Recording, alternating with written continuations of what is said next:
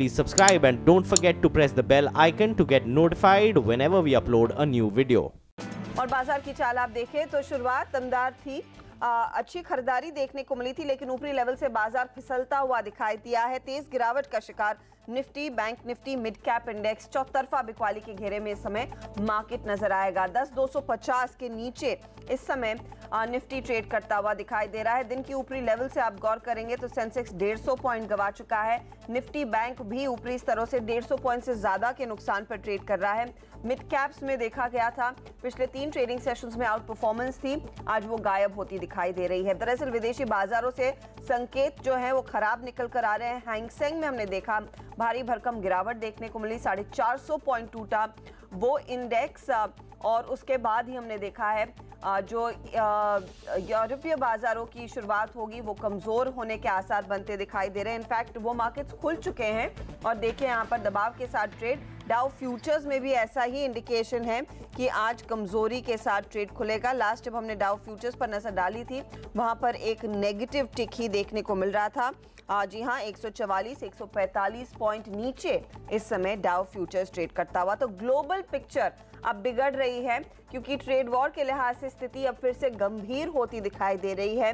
China तगड़े sanctions लगाने की तैयारी कर रहा है अमेरिकी प्रोडक्ट्स पर और उसी का असर हम देख रहे हैं। और ऑफ कोर्स अमेरिका भी रिटेलिएट करने की पूरी स्थिति में, तो इसी का असर ग्लोबल मार्केट्स पर हावी होता हुआ हैंगसेंग टूटा और उसकी देखा देखी बाकी बाजार भी टूट रहे हैं। हमारे साथ प्रकाशकाबा.com के प्रकाश काबा हैं जो आपको बताएंगे तकनीकी स्थिति इस मार्केट की, और वरुण बताएंगे कि मिड कैप्स में अचानक क्या हुआ जो पूरी तेजी गायब हो गई है।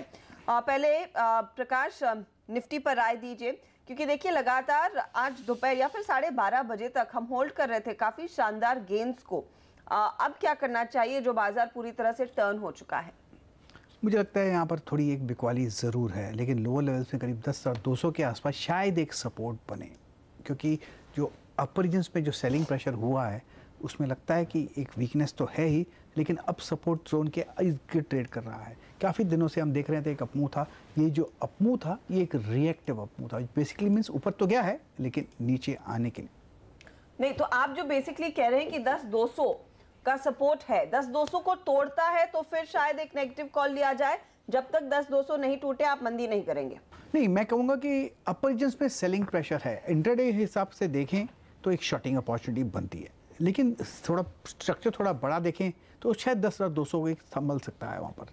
अगर वहाँ संभल जाता है तो शायद एक दो दिन के लिए और एक अपमूव मिल सकता है, लेकिन ये टायर्डनेस नज़र आती है इस अपमूव में। चलिए, 3 दिन की तेजी और वो हवा होती हुई थोड़ा सा थकावट दिखा रहा है बाजार। निफ्टी बैंक में भी वही स्थिति देखने को मिली है। आज सुबह में ही चर्चा हो रही थी कि 24,700 की तैयारी होगी और उसके आगे 25,000 के लेवल्स। आज देखिए 24,600 पर जाकर अटका है Nifty Bank. 666 to be precise वो दिन का हाई था और वहां से एकदम घूमता हुआ विदेशी बाजारों से खराब संकेत लेकर। प्रकाश, ऐसे दिन फिर क्या ट्रेड रहेगा? कौन से स्टॉक्स आपने शॉर्टलिस्ट किए हैं? शानदार टेक्नोलॉजी मुझे लगता है ये ठीक ही है। 2 दिन से लिस्टिंग हुआ है, अब नया फ्रेश स्टॉक लिस्ट हुआ है। इसका जो टारगेट ऑन द अपसाइड मुझे लगता है कि करीब 360 के करीब नज़र आते हैं, और ऑन द अपसाइड शानदार 360 के नज़र आते हैं। स्टॉप होना चाहिए 335 का। ये कल ही परसों ही लिस्टिंग हुआ है। जी हाँ, हाल ही की लिस्टिंग। और प्रकाश काबा उन कुछ या फिर मेरे ख्याल में इकलौते टेक्निकल जानकार होंगे जो शॉर्ट टर्म बेसिस पर भी चार्ट्स को पढ़ लेते हैं। ये हाल ही की लिस्टिंग है। प्रकाश को लगता है यहाँ पर थोड़ा सा एक्शन आ सकता है, लेकिन मिड कैप्स देखिए ये दिन के हाई से काफी हल्के होते हुए 38 पॉइंट नीचे है इंडेक्स। वरुण हमारे साथ जुड़ गए हैं। वरुण, बताइए। देखिए अच्छा, जब मैं अंदर आ रहा था तब फिर भी मिड कैप्स जो है वो हरे निशान में थे, लेकिन अब तो लाल निशान में पहुंच चुके हैं। और सबसे पहले उन स्टॉक्स पे नजर डालते हैं जहां अच्छी खासी गिरावट देखने मिल रही है। उसमें सबसे आगे अगर आप देखें तो HEG, ग्रेफाइट जैसे काउंटर्स है, ये ट्विन्स है, साथ ही साथ चलते हैं और साथ ही साथ गिरते हैं। आज देखिए दोनों काउंटर्स में 5 से 10% के आसपास की गिरावट है। इसके अलावा जिन स्टॉक्स में आज गिरावट है उसमें सबसे पहले तो ICICI सिक्योरिटीज है। आज की लिस्टिंग है, काफी खराब लिस्टिंग हुई, अब भी देखिए करीब 13.5% के आसपास की गिरावट है। इसके अलावा हेक्सावेयर जैसे काउंटर में करीब 4% के आसपास की गिरावट, PC ज्वेलर 3% के आसपास की गिरावट यहाँ भी देखने मिल रही है। वहीं सन टीवी, वोकार्ड, ये वो तमाम ऐसे काउंटर्स हैं जिनने आज प्रेशर बनाया है और अच्छी खासी गिरावट के साथ ये काउंटर्स कारोबार कर रहे हैं। अब आते हैं उन स्टॉक्स में जहां खबरों के चलते एक्शन देखने मिल रहा है, और इसमें सबसे आगे ITI का काउंटर है, क्योंकि इनको एस्कॉम 5 से एक प्रोजेक्ट मिला। एस्कॉम 4 का जो प्रोजेक्ट मिला है उसमें करीब 1200 करोड़ के आसपास के ऑर्डर इन्होंने बैक किए हैं। 8,000 करोड़ का ये पूरा प्रोजेक्ट है और अनुमान लगाया जा रहा है कि हो सकता है ये आगे और भी ऑर्डर बैक करे, उसका फायदा मिलता है। 6.5% के आसपास की तेजी इस काउंटर में देखने मिल रही है। जेंसा टेक्नोलॉजीज, यहाँ भी इनको ऑर्डर मिला है, उसका फायदा मिलता हुआ 4.5% के आसपास की तेजी। और परसिस्टेंट सिस्टम, यहाँ सिटी ने बिकवाली की सलाह दी है और अपना जो प्राइस टारगेट है उसे घटाया है, उसका इंपैक्ट देखने मिल रहा है। करीब 1.5% के आसपास की गिरावट इस काउंटर में देखने मिल रही है। लेकिन कुछ काउंटर्स जहां अच्छी खासी तेजी है, कुछ सेक्टर्स जहां तेजी है मिड कैप में, सबसे पहले वहां रियल एस्टेट काउंटर्स है। इंडिया बुल्स रियल एस्टेट और प्रेस्टीज एस्टेट दोनों ही काउंटर में देख लीजिए 1.5 से करीब 3-4% के आसपास की तेजी देखने मिल रही है। India bulls real estate lead करता हुआ 4% के आसपास की तेजी के साथ। वहीं कुछ चुनिंदा एनबीएफसीज है जहां आपको अच्छे खासे ट्रेड आप देखने मिलेंगे। श्रीराम सिटी यूनियन फाइनेंस और रेपको होम फाइनेंस दोनों ही काउंटर्स देख लीजिए 3 से 4% के आसपास के गेंस इन काउंटर में देखने मिल रहे हैं। इसके अलावा जिन काउंटर में बेहतरीन प्राइस वॉल्यूम एक्शन है, अच्छी खासी तेजी की तरफ, उनकी बात करें तो पेज इंडस्ट्रीज का काउंटर यहाँ शामिल है, करीब 4.25% के आसपास की तेजी इसमें है।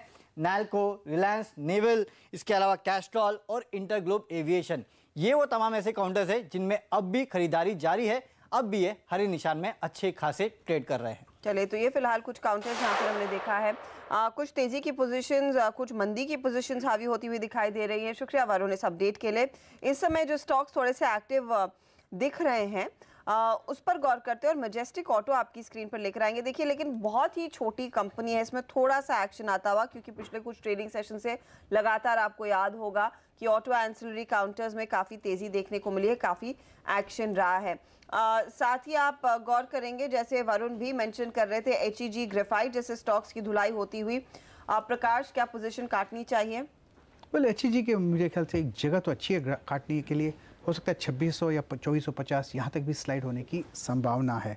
रही बात ग्रेफाइट की, वेल ग्रेफाइट में भी वीकनेस है, पॉसिबल है कि लोअर लेवल्स का दिखने को मिल सकते हैं, 650 की 600 के करीब। तो एक बार तो प्रॉफिट मिलता है तो निकाल देना चाहिए यहाँ से। ओके, तो अगर प्रॉफिट है तो एग्जिट कीजिए, क्योंकि देखिए जो अपडेट निकल कर आ रहा है कि चाइना का से नेगेटिव एनवायरनमेंट फैलता हुआ दिखाई दे रहा है HEG और ग्रेफाइट के लिए, जो इलेक्ट्रोड के कारोबार में है वहां पर प्राइसेस लार्जली क्रैश कर रही हैं और इन कंपनियों के लिए एक नेगेटिव माना जा सकता है। इसी रिपोर्ट पर हमने देखा इन स्टॉक्स में गिरावट हावी होती हुई दिखाई जरूर दी है।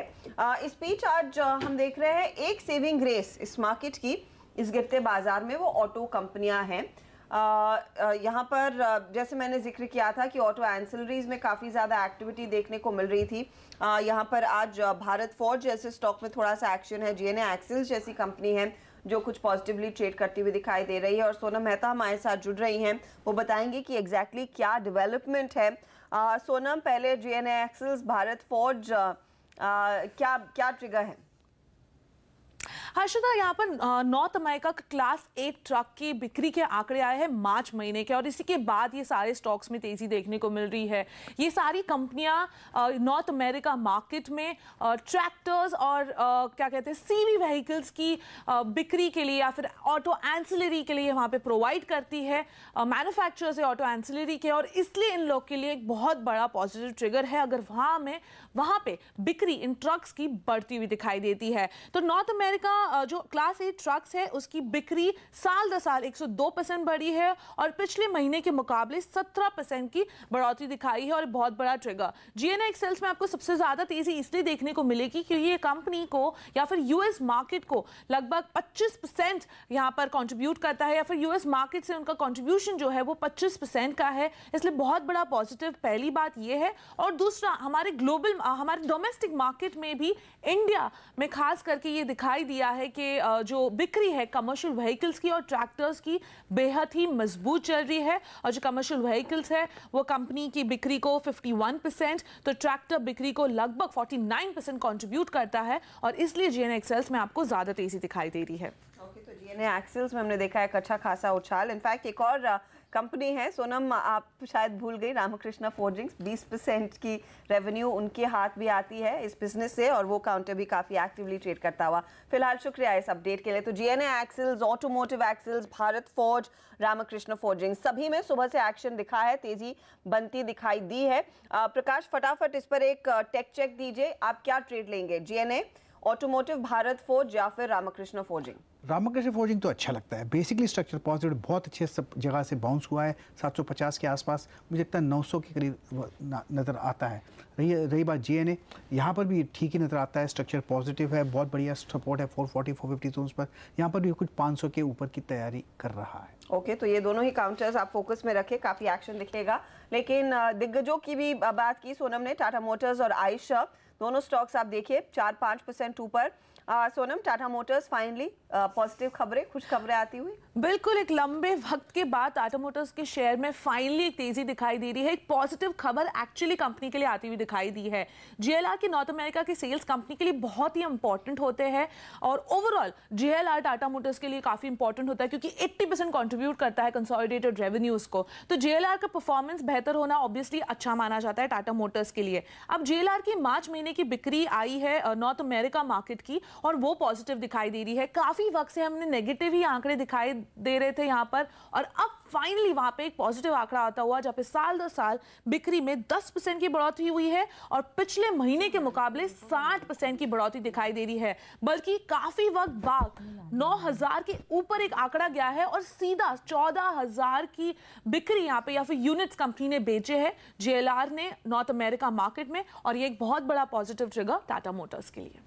और साथ ही आयशा ने अनाउंसमेंट किया है, केपेक्स का प्लान अपना दिया है 2018 और 19 के लिए और यहाँ पे बाजार को ये केपेक्स प्लान पसंद आ रहा है क्योंकि अब रॉयल एनफील्ड के लिए कंपनी ने अपनी प्रोडक्शन कैपेसिटी को बढ़ाने का फैसला लिया है।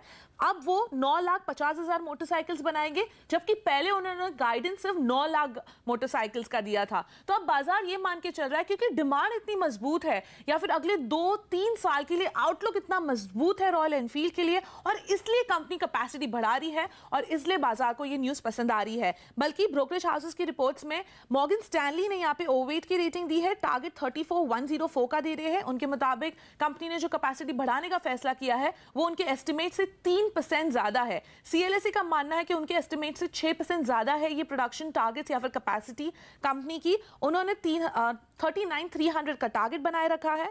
डॉइचे बैंक ने 34,000 का टारगेट दिया है आयशर मोटर्स के लिए। शुक्रिया सोनम इस अपडेट के लिए। तो ऑटो कंपनियां जहां पर एक्शन बनता हुआ, वक्त हो रहा है एक छोटे ब्रेक का। ब्रेक में जाते जाते एक स्टॉक मैं इनफैक्ट चर्चा करने वाली थी नैल्को की, लेकिन इसको छोड़कर बाटा पर फोकस कीजिए क्योंकि 3% की तेजी इसमें आती हुई और पिछले 10-15 मिनटों में यहाँ पर खरीदारी बढ़ रही है।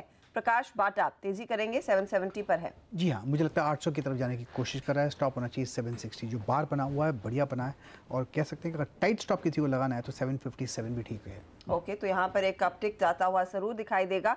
देखिए 21 रुपए ऊपर 3% का उछाल बात करते करते स्टॉक में आ चुका है। हम लेंगे एक छोटा सा ब्रेक। ब्रेक में जाते जाते नजर डालते हैं इस समय के तत्काल रेट पर। और कैस्ट्रॉल खरीदिए, ये कहना है मानव चोपड़ा का। 222 के टारगेट के लिए आप तेजी करेंगे स्टॉक में, 207 रहेगा आपके लिए स्टॉप लॉस।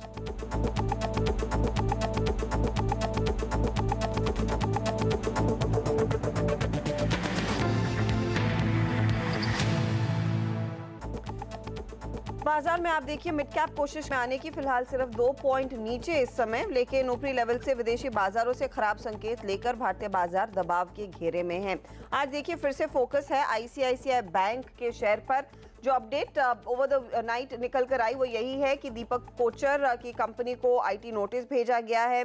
जेफरीज ने टारगेट कट किया है, लेकिन एक और डेवलपमेंट है कि ICICI बैंक और वीडियोकॉन के मामले में अब सीरियस फ्रॉड इन्वेस्टिगेशन ऑफिस यानी कि SFIO ने जांच के लिए कॉर्पोरेट अफेयर्स मंत्रालय से मंजूरी मांगी है। ज्यादा डिटेल्स के लिए चलते हैं moneycontrol.com के संवाददाता तरुण शर्मा के पास, यानी कि खबर है। तरुण, बताइए क्या जानकारी आपके हाथ लगी है? बिल्कुल अक्षिता, मैं बताना चाहूंगा कि SFIO ने पिछले हफ्ते मिनिस्ट्री ऑफ कॉर्पोरेट अफेयर्स को लिखा है कि उनको इस पूरे मामले की इन्वेस्टिगेशन की मंजूरी दी जाए। SFIO की जो अपनी इन्वेस्टिगेशन है, जो प्रिलिमिनरी की इन्वेस्टिगेशन उन्होंने जो इस रिक्वेस्ट के साथ अटैच की है, उसमें उन्होंने माना है कई ऐसी ट्रांजैक्शन है जिसका इन्वेस्टिगेशन होना बहुत जरूरी है। इसी वजह से उन्होंने मिनिस्ट्री ऑफ कॉर्पोरेट अफेयर्स को लिखा है। अब मैं अपने दर्शकों को बताना चाहूंगा कि SFIO सो मोटो कोई भी केस नहीं ले पाता है उनको मिनिस्ट्री ऑफ कॉर्पोरेट अफेयर्स की मंजूरी जरूरी होती है। इसी वजह से उन्होंने मिनिस्ट्री ऑफ कॉर्पोरेट अफेयर्स को लिखा है। और जो हमारी मिनिस्ट्री ऑफ कॉर्पोरेट अफेयर्स के जो सोर्सेज हैं वो ये बता रहे हैं कि इस हफ्ते या अगले हफ्ते के शुरुआती 2-3 दिनों के अंदर ये फैसला लिया जाएगा कि क्या इस केस को SFIO को सौंपना है या नहीं। तो लिहाजा अब इनकम टैक्स, CBI, ED और अब SFIO भी इस पूरे मामले की आने वाले समय में इन्वेस्टिगेशन कर सकती है। शुक्रिया तरुण इस जानकारी के लिए। तो SFIO ने इनफैक्ट कॉर्पोरेट मंत्रालय को से मंजूरी मांगी है। वो अगर गो हेड आ जाता है तो यहाँ पर काफ़ी सीरियस इन्वेस्टिगेशन किया जाएगा। IT डिपार्टमेंट ने तो वैसे भी दीपक कोचर की कंपनी न्यू पावर को कल नोटिस भेज दिया है।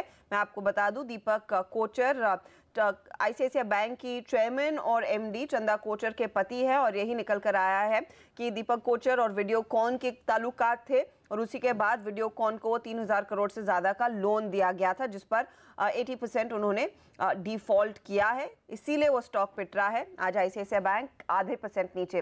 प्रकाश, चार्ट्स पर क्या लग रहा है, क्योंकि कल थोड़ी सी रिकवरी आई, शॉर्ट कवरिंग का सहारा मिला था, आज वो नदारत है। ये ICICI बैंक बेसिकली है तो वीक। यहाँ पर जितनी भी अगर रैलीज मिलती है तो वो शॉर्टिंग की अपॉर्चुनिटी रहेगी। हाँ, कल नज़र आया था ऊपर, अब वो और भी अगर ऊपर जा चला जाता है, टिकट मैं कहूँगा 278, 280 तो बहुत ही स्टिफ रेजिस्टेंस है। ये ऊपर गया है, नीचे आने के लिए स्ट्रक्चर तो वीक ही है। ओके, तो कमजोर दिख रहा है काउंटर, थोड़ा सा आप सावधान रहे अगर आप खासकर तेजी की पोजीशन में बैठे हैं। लेंगे एक छोटा सा ब्रेक, लेकिन ब्रेक के बाद मॉनसून के फ्रंट पर एक थोड़ी सी राहत की खबर आती दिखाई दे रही है। स्काईमेट ने इनफैक्ट अपने प्रोजेक्शंस जारी कर दिए। नेहा डिटेल्स बताएंगी।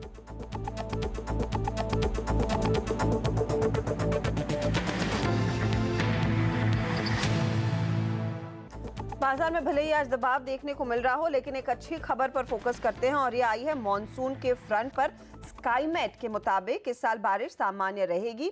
क्या खास कहा गया है स्काईमेट के इस अनुमान में? हमारे साथ नेहा आनंद जुड़ गई है। नेहा, बताइए, ये एक वाकई में बहुत पॉजिटिव खबर है, एग्जैक्ट डिटेल्स क्या है? बिल्कुल, जिस प्रकार से गर्मी का प्रकोप हमने आता हुआ देखा और काफ़ी जल्दी आता हुआ देखा, उसके बाद सबको इसी बात का इंतजार था कि कब मॉनसून का यहाँ पर पहला पूर्वानुमान दिखे, और स्काईमेट वो लेकर आया है अपना पहला फोरकास्ट।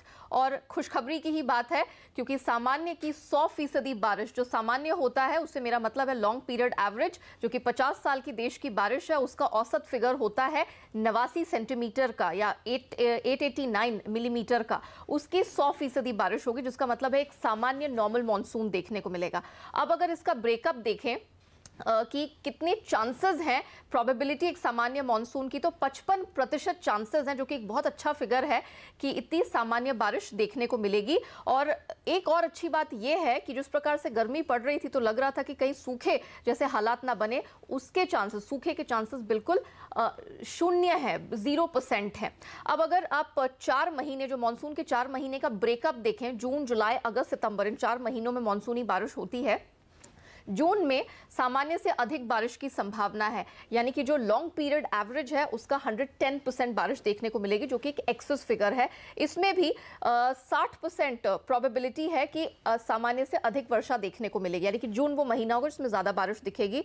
जुलाई, अगस्त में सामान्य बारिश की संभावना है 96-97% ऑफ LPA, और ये भी तकरीबन इसमें भी बताया जा रहा है कि जुलाई में 55% चांसेस हैं कि सामान्य बारिश देखने को मिलेगी, 15% चांसेस ही हैं कि एक्सेस रेनफॉल देखने को मिले। वहीं आप इसके फैग एंड की तरफ चले जाएं, अगस्त, सितंबर में अगर आप जाते हैं तो 55% चांसेस है सामान्य मॉनसून के अगस्त में, और 60% एक सामान्य मॉनसून के चांसेस हैं सितंबर में। यानी कि ऑल इन ऑल ये जो फर्स्ट पूर्वानुमान निकल कर आया है उसमें पूरी प्रोबेबिलिटी है कि यहाँ पर एक सामान्य मॉनसून ही देखने को मिलेगा। ऑफ कोर्स IMD के एस्टिमेट्स का इंतजार रहेगा, जो कि इसी महीने के 14-15 तारीख को देखने को मिलेंगे। शुक्रिया नेहा उस अपडेट के लिए। और इस खबर के चलते हमने देखा आज राहत की सांस बाजार ने जरूर ली, लेकिन चाइना की ओर से जो डेवलपमेंट्स आ रहे हैं उससे ग्लोबल मार्केट्स में सेल ऑफ। और इस समय जो अपडेट आ रहा है कि चाइना ने नया tariff rate additional US products पर 25% का वो इनफैक्ट एक सूची तैयार कर ली है, जिसमें 106 प्रोडक्ट्स पर ये अतिरिक्त टैरिफ लगाने वाले हैं। कब से लागू होंगे उसकी जानकारी आगे निकल कर आएगी, लेकिन इसमें सोयाबीन, ऑटो, केमिकल प्रोडक्ट्स शामिल हैं। ये एक रिटेलिएशन प्लान जो US टैरिफ्स लगाने वाला था, चाइना से जो माल US में पहुंच रहा था उस पे अब चाइना ने भी रिटेलिएट कर दिया है। उन्होंने जवाब दे दिया है कि वो 1 106 प्रोडक्ट्स पर ड्यूटी लगाएंगे, अतिरिक्त ड्यूटी लगाएंगे। 25% की ये ड्यूटी लगेगी, जिसमें खासकर सोयाबीन, ऑटो और केमिकल प्रोडक्ट्स शामिल होंगे। इनफैक्ट टाटा मोटर्स पर एक बार नजर डाल लेनी चाहिए, क्योंकि चाइना से बड़े पैमाने पर टाटा मोटर्स नॉर्थ अमेरिका में बिकती है और आज वैसे भी हमने देखा है नॉर्थ अमेरिका की जो सेल्स थी वो काफ़ी बढ़िया थी और उसके वजह से स्टॉक भागा। लेकिन अगर ये 25% अतिरिक्त ड्यूटी लगने वाली है यूएस से जो प्रोडक्ट्स आ रहे हैं, तो शायद अमेरिका भी रिटेलिएट करेगा। तो इस स्टॉक पर आपकी नजरें होनी चाहिए। अब तक अमेरिका का क्या स्टांस रहेगा उसकी जानकारी हमारे पास नहीं है, लेकिन इसी रिटेलिएशन पर आज हमने देखा है एशियाई बाजार टूटे हैं, उसका खामियाजा भारतीय बाजार भुगत रहा है और 10,200 के नीचे, प्रकाश 10,200 के स्तर को तोड़ दिया है निफ्टी ने। अब आपका नया ट्रेड बताइए, क्या करेंगे? वक्त अहम लेवल था, लोअर लेवल करीब 10,140 भी देख सकते हैं। वीकनेस तो है। चले 10,140 यानी कि 40 पॉइंट के लिए एक ट्रेड आपकी स्क्रीन पर आता हुआ 10,178, 80 के लेवल्स देखने को मिल रहे हैं। 10,140 अगला लेवल रहेगा। अगर आप चाहें इस समय शॉर्ट जरूर करें इस मार्केट को, क्योंकि स्थिति बिगड़ रही है। निफ्टी बैंक इस बीच लगभग 180 पॉइंट गंवा चुका है। डाउ फ्यूचर्स पर एक बार नजर डाल लेते हैं ब्रेक लेने से पहले, और डाउ फ्यूचर्स मेरी स्क्रीन पर दिख रहा है ये 245 पॉइंट नीचे है, तो स्थिति बिल्कुल अच्छी नहीं है। यूरोप का बाजार, जर्मनी 100 पॉइंट नीचे, फ्रांस में 12 पॉइंट तक की गिरावट देखने को मिल रही है, फुटसी 18 पॉइंट ही नीचे है। लेकिन डाउ फ्यूचर्स की ओर से इशारा है कि वहां पर गंभीर स्थिति बनती दिखाई देगी। फिलहाल 245 अंकों का नुकसान, इसी को देखकर भारतीय बाजार भी रिएक्ट कर रहे हैं। चलिए इसी के साथ मैं लूंगी आपसे इजाजत। मिड कैप मंत्र में इतना ही। प्रकाश बहुत बहुत धन्यवाद हमारे लिए समय निकालकर अपनी राय देने के लिए आज के मार्केट पर। लेकिन आगे फोकस रहेगा नो योर कंपनी में गैलेक्सी सर्फैक्टेंट्स पर। कंपनी के एमडी यू शेखर होंगे हमारे साथ।